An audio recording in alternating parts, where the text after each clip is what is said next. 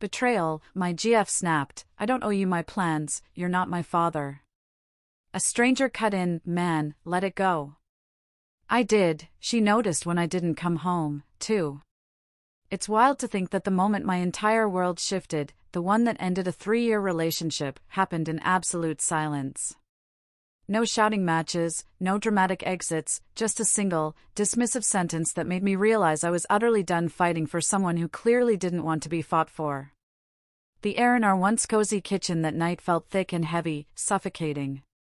My carefully prepared dinner, Olivia's favorite, lay forgotten and growing cold on the counter, a silent testament to an effort she clearly didn't value. She looked at me, dead in the eye, at 11 p.m. on a Wednesday, and those casual, venomous words just sliced through me. I don't need to tell you where I'm going. You're not my dad. And in that instant, something profound inside me just snapped. It was like a switch flipped off, disconnecting me from months of anxiety, disappointment, and endless trying.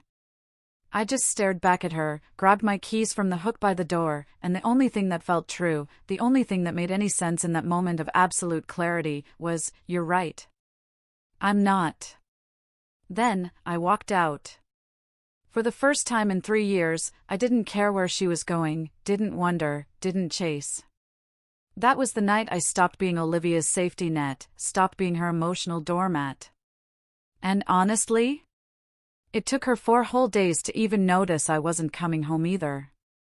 But to truly understand how we got to that quiet, devastating moment, we need to rewind a little. This didn't happen overnight. Olivia and I had been together for 3 years, living in a decent city apartment for the last 18 months. We split rent, split bills, even adopted a dog, Max, together.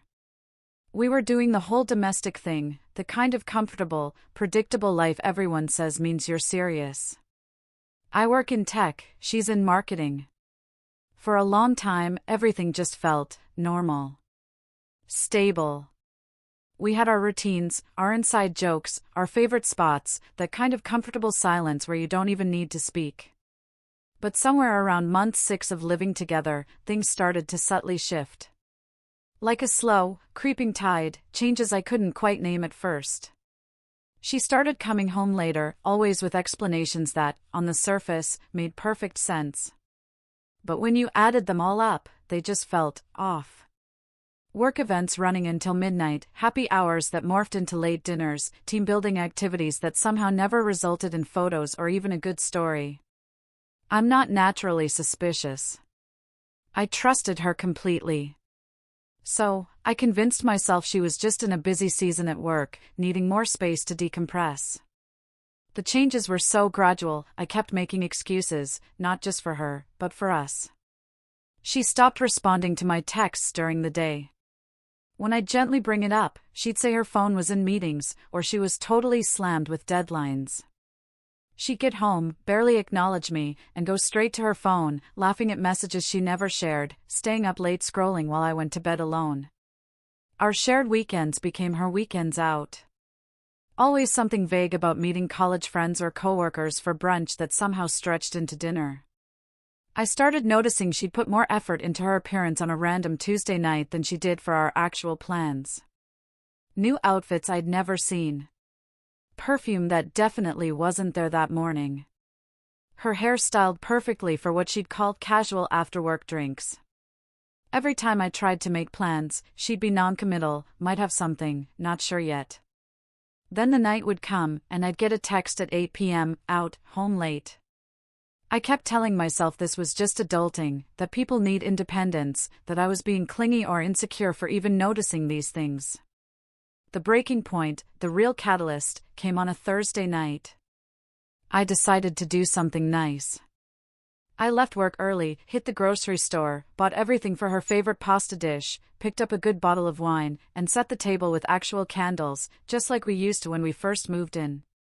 I texted her around 5 p.m., all excited, making dinner. "What time will you be home?" She read it immediately. No response. I texted again at 6, at 7. Called at 8, went straight to voicemail. By 9 p.m., I'd eaten alone, put her portion in the fridge, and was sitting on the couch, stomach churning, wondering what the hell I was doing wrong. She walked in at midnight. Heels in her hand, makeup smudged, laughing at something on her phone. I was still up, couldn't sleep. When she saw me, there was no apology, no explanation. Just a breezy, went out with people from work, lost track of time. I asked why she hadn't texted me back. And that's when her whole energy shifted, from dismissive to sharply defensive. She said I was being controlling, that she didn't need to check in every 5 minutes, that she was an adult and could manage her own schedule. I tried to explain, my voice calm despite the tremor inside me, that I wasn't trying to control her. I'd just made dinner, and I wanted to know if she was coming home. And then, she hit me with that line. The one that changed everything. The way she said it wasn't even angry. It was condescending. Like I was some annoying child asking for permission to stay up late. I don't need to tell you where I'm going. You're not my dad. Something about the tone, the subtle eye roll, the complete lack of acknowledgement that I'd spent hours trying to do something nice for us, it just utterly broke something in me. I didn't yell. I didn't argue. I didn't try to explain myself anymore. I just looked at her for a long, heavy moment, picked up my keys from the counter, and echoed her words, but with a different kind of finality, "You're right. I'm not." Then I left. I drove straight to my buddy Daniel's place, crashed on his couch, and turned my phone off. When I finally checked it the next afternoon, there was one text from Olivia, "Coming home?" Nothing else. No apology, no concern, just that one question, as if I was the one acting weird. That weekend was when everything shifted internally for me. I went back to the apartment, and she acted like nothing had happened. Making small talk about her day, asking what I wanted to watch on Netflix. It hit me then, she genuinely didn't think she'd done anything wrong. More than that, she'd gotten so used to me being there, being available, being the stable one, that she took it all completely for granted. So, I made a decision. It probably sounds petty when I say it out loud, but it felt like the only way to protect what was left of my self-respect. If she wanted independence, if she didn't want to answer to anyone, if I was too controlling for asking basic questions about her schedule, then fine. I'd give her exactly what she wanted. And I'd take the same freedom for myself. The very next Friday, she texted me around 9 p.m. asking what I was doing. I was at a bar with coworkers, actually having a good time for the first time in weeks, and I texted back the exact words she'd used on me, "I don't need to tell you where I'm going. You're not my mom." I left my phone in my pocket the rest of the night, got home around 2 a.m., and she was sitting on the couch, waiting up. She asked where I'd been. I just shrugged, out with friends. She asked why I didn't tell her, and I reminded her, very calmly, that she specifically said she didn't need to check in with me. So, I figured the same rules applied both ways. The look on her face was priceless, this mix of utter confusion and offense, like she couldn't believe I was using her own logic against her. That's when the real game began. And I say game because that's genuinely what it felt like. This weird, unspoken test of who could care less. I stopped asking where she was going. Stopped waiting up. Stopped making plans that included her. I'd cook dinner for one, do my laundry separately, make weekend plans without even checking if she was free. I started going to the gym every morning, signed up for a recreational basketball league, went fishing with Daniel on Saturdays, played poker with guys from work on random weeknights. I wasn't doing it to hurt her or to prove a point, not really. I was genuinely just taking care of myself, filling my time with things that made me feel good instead of sitting around wondering why I wasn't enough for the person who was supposed to be my partner. And here's the thing nobody tells you about relationships: the moment you stop chasing someone, the moment you stop being constantly available and predictable and safe, that's when they start paying attention. Within 2 weeks, Olivia went from barely acknowledging my existence to suddenly being very interested in my schedule. She'd ask what I was doing that night, and I'd tell her I had plans. She'd ask with who, and I'd keep it vague, just friends or people from work, the same non-answers she'd been giving me for months. She started cooking dinner, and then acting offended when I told her I'd already eaten. She'd suggest watching a movie together, and I'd tell her I was heading out. The more unavailable I became, the more she wanted my attention. And I'm not going to lie, a part of me enjoyed watching her experience exactly what I'd been going through.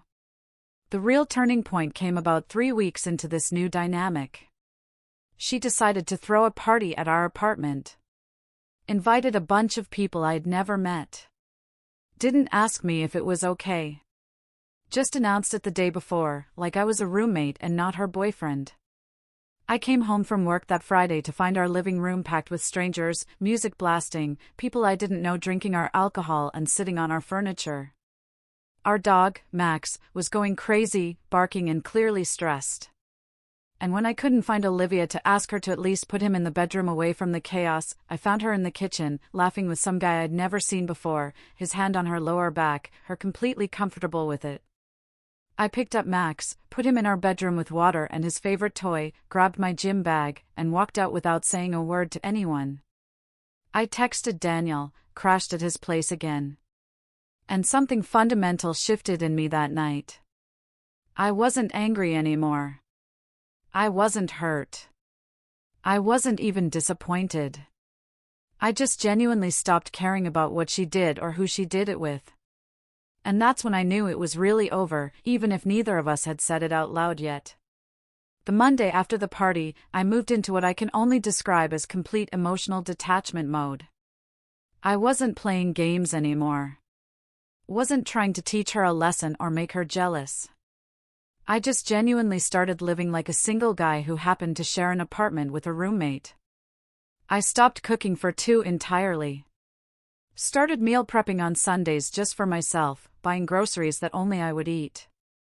When she'd come into the kitchen and see me eating, she'd look at the stove, expecting a second portion that wasn't there. I could see the confusion register on her face every single time. She'd ask if I made enough for her, and I'd just say, I made enough for one, because I didn't know if you'd be home. The same excuse she'd used on me dozens of times, now thrown back at her. And she had no response, because what could she say without being a complete hypocrite? I started treating our shared space like a dorm room. Keeping my stuff separate, doing my own dishes immediately, not touching anything of hers. I'd do my laundry and leave hers in the basket. Clean my bathroom counter and leave hers cluttered. Take out trash from my room, but not the kitchen if it was full of her takeout containers. It sounds petty written out like this, but I was genuinely just done doing relationship things for someone who clearly didn't want to be in a relationship. Every morning, I'd wake up at 6, hit the gym, come back and shower, make breakfast, and be out the door for work by 8, all while she was still asleep.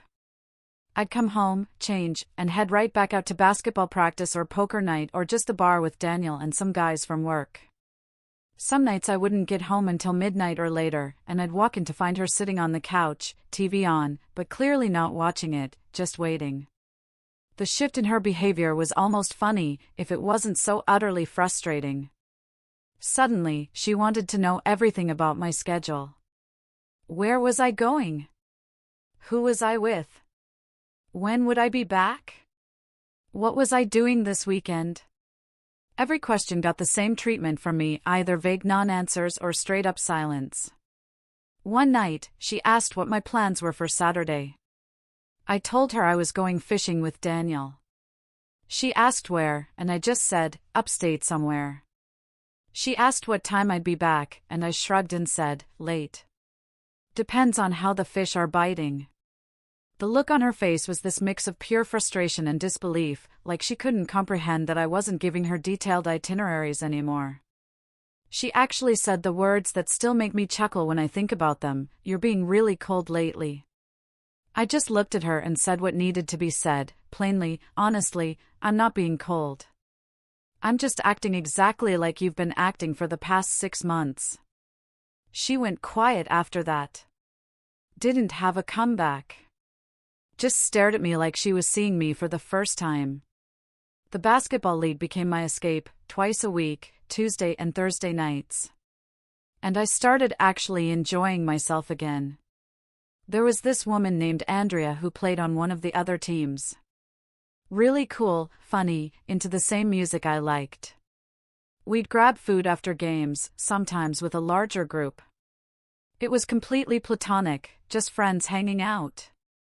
But I'd come home at 11 or midnight, smelling like bar food, and Olivia would be waiting up like a worried parent. She'd ask who I was with, and I'd say, people from the league. She'd ask if it was just guys, and I'd list off a few names, including Andrea's. Not hiding anything, but also not explaining anything. I wasn't doing anything wrong, but I also wasn't reassuring her or making her feel secure, because why should I when she'd spent months making me feel exactly the same way? Things really escalated when she started trying to cook for us again. She'd text me during the day asking what time I'd be home for dinner, and I'd either not respond or text back that I already had plans to eat. One night, she made this whole spread, set the table, lit candles, the works, clearly trying to recreate what I'd done that night. She blew me off. I walked in at 7, saw the setup, and told her I'd already grabbed food with coworkers, but it looked nice. The hurt on her face was real, and part of me felt bad, a tiny, buried part. But the bigger part of me remembered sitting alone at that same table, eating by myself, while she was out doing God knows what. She asked if we could talk, and I told her I had to shower and head back out for poker night. She asked if we could talk when I got back, and I said, sure, but I'd probably be late and tired. I got home at 2 a.m. She was asleep on the couch, waiting, and I just went to bed. The weekend fishing trip was apparently her breaking point. Daniel and I planned this whole weekend upstate, rented a cabin, brought enough supplies to be off-grid for 2 days. I told Olivia on Thursday. I was leaving Friday after work and would be back Sunday evening. She asked why she wasn't invited, and I reminded her she'd told me months ago that fishing was boring and she'd never want to do it. She said things were different now. She wanted to spend time with me. And I told her the cabin only had 2 beds and Daniel already paid his half. She tried a different angle, asking if we could do something together the following weekend, and I said, maybe, but I wasn't sure what my schedule looked like yet. The same non-committal answer she'd perfected, now being used on her. That whole weekend, my phone was blowing up. Texts asking how the fishing was, what I was doing, when I'd be home, if I was okay, if I was mad at her. Calls that I let go to voicemail because I was genuinely out on a boat with no service half the time, and enjoying the peace the other half. Daniel noticed and asked what was going on, and I gave him the full rundown. He just shook his head and said something that stuck with me, man, she's realizing she had a good thing and took it for granted, and now she's panicking because you're not playing the game anymore. He was right. I'd stopped playing entirely, stopped caring about winning her attention or proving my worth. And that absence of effort was apparently more terrifying to her than any amount of fighting or arguing would have been. Sunday night, I got home around 9 p.m., exhausted and smelling like campfire and fish. Olivia practically jumped off the couch when I walked in, asking if I had a good time, if I caught anything, acting overly interested in details I knew she didn't actually care about. I answered her questions politely but distantly, like I was talking to a coworker asking about my weekend, then said I needed to shower and get ready for work in the morning. She followed me to the bedroom, hovering, clearly wanting to have some big conversation. And I could see the desperation building in her eyes. She asked if we could talk, really talk, and I was honest with her, I'm exhausted. It's late and I have an early meeting tomorrow. Can this wait? The look of devastation on her face was real, but so was my fatigue and my complete lack of energy to have whatever emotional conversation she suddenly decided she needed. The dynamic had completely flipped, and it was surreal watching it happen. She started texting me good morning every day, asking about my lunch plans, sending me funny videos she thought I'd like, all the little relationship maintenance things she'd stopped doing months ago. I'd respond when I felt like it, sometimes hours later, sometimes not at all. She'd ask if I wanted to watch something together at night, and I'd already have plans or tell her I was too tired. She started dressing up when she knew I'd be home, doing her makeup, wearing outfits I used to compliment her on, performing this version of a girlfriend she hadn't been in half a year. But the thing about checking out emotionally is that once you're truly out, it's incredibly hard to just flip that switch back on. And I was so far gone that her sudden attention felt more annoying than flattering. The real moment of reckoning came about 5 weeks into this new reality. I was out with the basketball crew, including Andrea, and we all ended up at this brewery near my apartment. Olivia had texted asking where I was, and for once, I told her. Gave her the name of the place because I had nothing to hide. She showed up 30 minutes later, dressed up, clearly having put effort in, and joined our group. The energy got immediately weird, because everyone could tell this was some kind of territorial move. But Andrea was cool about it, introduced herself, made conversation. We all hung out for another hour, and I watched Olivia clock every interaction between Andrea and me, reading into every laugh and casual touch, driving herself crazy with scenarios that didn't exist. When we left, she was quiet on the walk home, and then finally broke. "Are you seeing her?" I stopped walking and just looked at her. "No, I'm not. We're friends from basketball." "But would it matter if I was?" She started crying right there on the sidewalk, and I felt nothing but exhaustion. I messed up. I know I messed up. I want to fix this. I told her the truth. I don't know if there's anything left to fix. That night on the sidewalk was the first time I'd seen her cry in months. And honestly, the first time she'd shown any real emotion about us that wasn't defensiveness or irritation. We stood there for maybe 5 minutes, her crying and me just waiting, until I finally said we should go home and talk about this properly. The walk back to our apartment was silent, except for her occasional sniffles. And I remember thinking this was either going to be the conversation that ended everything, or the one that forced us both to be honest for the first time in half a year. When we got inside, she immediately started apologizing, saying she knew she'd been distant and selfish and that she'd taken me for granted. I let her talk, didn't interrupt, just listened while she unloaded everything she'd apparently been holding in. She told me about Kyle, the guy from her office I'd seen at the party with his hand on her back. Said they'd been flirting for months. Nothing physical happened, but she'd been entertaining the attention because it made her feel wanted and exciting. She said she'd been going out so much because she was chasing this feeling of independence and importance, trying to prove to herself and her coworkers that she was fun and spontaneous and not tied down. The way she explained it, she'd gotten so comfortable in our relationship that she started feeling like she was missing out on something, like being settled meant being boring.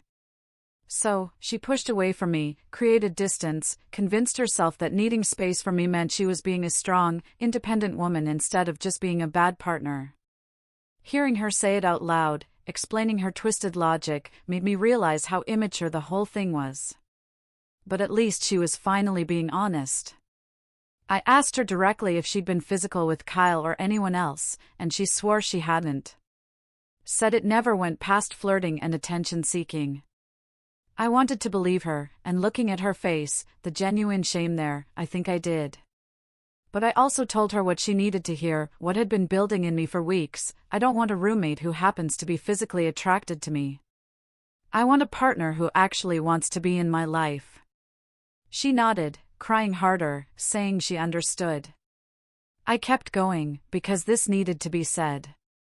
You made me feel like I was suffocating you by just existing. Like asking basic questions about your day made me controlling. And I'm not going to live like that anymore. Constantly walking on eggshells, wondering if caring about you makes me the bad guy. She broke down completely then, admitting everything I'd felt, but she'd denied for months. The way she'd ignored my messages, blown off the dinner I'd cooked, locked Max in the bedroom during the party because she didn't want to deal with him, prioritized Kyle's attention over our relationship, made me feel crazy for noticing obvious red flags. She said she'd convinced herself that if she acted like she didn't need me, I'd want her more, some backwards game she'd read about online or heard from her single friends. Instead, she just pushed me away until I actually left. And now she was realizing that independence without connection is just loneliness with better branding. The self-awareness was coming too late. But at least it was coming. I told her the truth about where I'd been mentally for the past month and a half. that I genuinely checked out, stopped seeing her as my girlfriend, and started seeing her as someone I used to care about who just happened to live in my space. That I'd been happier going to basketball and poker and fishing than I'd been at home in months. That running into Andrea and having a completely normal, friendly conversation with a woman felt like a revelation, because I'd forgotten what it was like to interact with someone who actually seemed interested in what I had to say. I wasn't trying to hurt her with any of this, just being honest about how far gone I actually was. She asked if I wanted to break up, and I gave her the most honest answer I could: I don't know. I know I don't want to keep living like this. And I know that you saying sorry isn't enough if nothing actually changes. That's when she surprised me. Instead of getting defensive or making excuses, she asked what would need to change for me to even consider staying. So, I laid it out, not as demands, but as non-negotiables for any relationship I'd be willing to be in, complete transparency about where she's going and who she's with, not because I need to control her, but because that's basic respect between partners. No more hidden friendships with guys who are clearly interested in more than friendship, meaning Kyle needed to be completely cut off. Actual communication about plans, schedules, and decisions that affect both of us, like throwing parties in our shared home. Real presence in the relationship, not just physically being here, but emotionally showing up. And most importantly, consistent effort, not just trying hard for 2 weeks until things feel stable again and then sliding back into old patterns. She agreed to everything, said she'd do whatever it took. And I told her point blank that I needed to see actions, not words. That I'd been hearing her say what I wanted to hear for years, but the past 6 months showed me what she actually prioritized when given the choice. The next morning, she deleted Kyle from everything. Blocked his number, and showed me her doing it. She cleared out her social media, unfollowed a bunch of guys from work and college who'd been sliding into her DMs. She texted her friends and told them she needed to focus on her relationship and wouldn't be available for random nights out multiple times a week. She started cooking dinner and actually being home to eat it, asking about my day and listening to the answers, making plans with me for weekends instead of around me. The real test came 2 weeks later when her office had another happy hour event. She told me about it in advance. Said she was planning to go for one drink to show face and would be home by 8. I told her I trusted her to make good decisions. Didn't ask for updates or check-ins. Just said, have fun. She texted me at 7:30 saying she was heading home, walked in at 8 with takeout from my favorite Thai place, and we ate dinner together while she told me about her day. It sounds like such a basic thing, being home when you say you will be and bringing food. But after months of broken promises and vague excuses, it felt significant. She was actually following through. Over the next 3 months, things slowly rebuilt. Not back to what they were, because what they were had clearly been broken, but into something more honest and balanced. She put in consistent effort, showed up emotionally, communicated clearly, and actually seemed to value our relationship instead of resenting it. I stopped keeping score, stopped comparing everything she did to everything she'd failed to do, and started engaging with the person she was becoming instead of the person she'd been. We had actual conversations about boundaries and needs instead of assuming the other person should just know. She made an effort with Max, taking him on walks and playing with him instead of treating him like an inconvenience. She came to one of my basketball games and met everyone properly, became friends with Andrea in a way that felt genuine instead of territorial. It's been about 6 months since that night on the sidewalk. And I'm not going to lie and say everything is perfect now, because relationships aren't fairy tales. We still have disagreements, still have moments where old patterns try to resurface, still have to actively choose each other instead of just coasting. But the difference is that we're both actually trying now. Both showing up. Both treating this like something worth fighting for instead of something we're entitled to. She became the partner I needed her to be. And I stopped being the checked-out ghost I'd turned into. It was a damn near miracle we pulled ourselves back from the brink, closer to over than either of us ever wants to admit. But for the first time in a long time, when I come home, I actually want to be there. And when Olivia says she loves me, I believe her, because now, her actions match her words. It turns out, sometimes you have to completely lose someone to realize you actually want them. And sometimes, you have to stop caring, truly stop, to remind yourself why you cared in the first place. This whole journey was messy, painful, and ultimately, deeply humbling. Have you ever had to fight for a relationship by stopping the fight? Or realize too late what you had? I'm genuinely curious about your thoughts and experiences. Let me know in the comments below. I'll be reading every single one.